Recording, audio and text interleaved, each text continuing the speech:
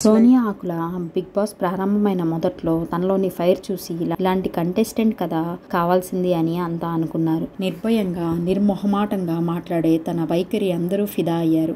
కానీ అంతలోనే ఆమె గాడి తప్పింది. నిఖిల్, పృథ్వీల దోస్తుతో ఎక్కువ నెగిటివిటీ మూటకట్టుకుంది. మితిమీరిన హగ్గుల వల్ల సోషల్ మీడియాలో ట్రోలింగ్కి గురవుతుంది.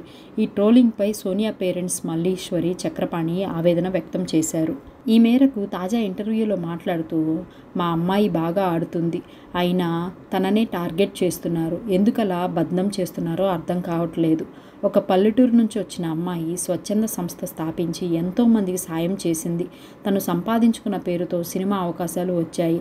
అలా బిగ్ బాస్ ఆఫర్ అందుకుంది. కానీ ఈ ట్రోలింగ్ చూస్తుంటే తను సంపాదించుకున్న మంచి పేరు పోతుందేమో అని బాధగా ఉంది. ఆమె నిఖిల్, పృథ్వీని పెద్దోడు, చిన్నోడు అని పిలుస్తుంది. అంటే ఇద్దరిని పెద్దన్నయ్య, చిన్నన్నయ్యలా ఫీల్ అవుతుంది. అందుకే వారితో అంత చనువుగా ఉంటుంది. దాన్ని కూడా వక్రీకరిస్తున్నారు. ఇది కరెక్ట్ కాదు. తాను బిగ్ బాస్ కప్పు గెలుస్తుందన్న నమ్మకం ఉంది. ఆడవారికి ఆడవారే శత్రువులు అన్నట్టు హౌస్లో ఉన్న మిగతా అమ్మాయిలు కూడా నా కూతురు గురించి చెడుగా మాట్లాడుకుంటున్నారు. అలాంటప్పుడు కనీసం నిఖిల్, పృథ్వీ అయినా అన్నలా తోడున్నందుకు సంతోషంగా ఉంది. సోనియాకు లవ్ అఫైర్స్ లేవు.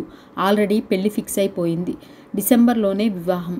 తనకు కాబోయే అత్తమామల అంగీకారంతోనే బిగ్ బాస్ షోకి వెళ్ళింది. త్వరలో పెళ్లి చేసుకునే అమ్మాయిని ఇంత బద్నం చేయొద్దు. తను 5 అనాథ చిన్నారులను చదివిస్తుంది. ఇంకా 50 మంది అనాథలను చదివించాలన్నదే ఆమె ధ్యేయం. వారి కోసమే తను తప్పిస్తుందని అర్థం చేసుకోండని వేడుకున్నారు. నిఖిల్ కూడా లైవ్లో తన తల్లితో ఎలాంటి బంధం ఉందో సోనియాతో అలాంటి బంధం ఏర్పడిందని చెప్పారు. ఓ అబ్బాయే ఒక అమ్మాయిని తల్లిలా భావిస్తే ఇక తప్పేముంది? ఈ విషయం హౌస్లో అందరికీ తెలుసు. ఈ విషయంలో మాకు ఎలాంటి అభ్యంతరాలు లేవు.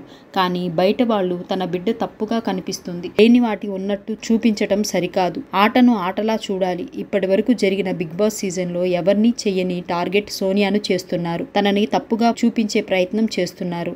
అలాగే తనని వైల్డ్ కంటెస్టెంట్గా క్రియేట్ చేస్తున్నారు. ఎవరు ఎలాంటి కామెంట్స్ చేసినా, ఎలాంటి ట్రోల్ చేసినా మేము పట్టించుకోం. కానీ మా విషయాలపై బిగ్ బాస్ ఓ క్లారిటీ ఇచ్చి తప్పుగా మాట్లాడే వారి నోళ్లు మూపించాలి. అదే మా మనవి అని ఎమోషనల్ అయ్యారు.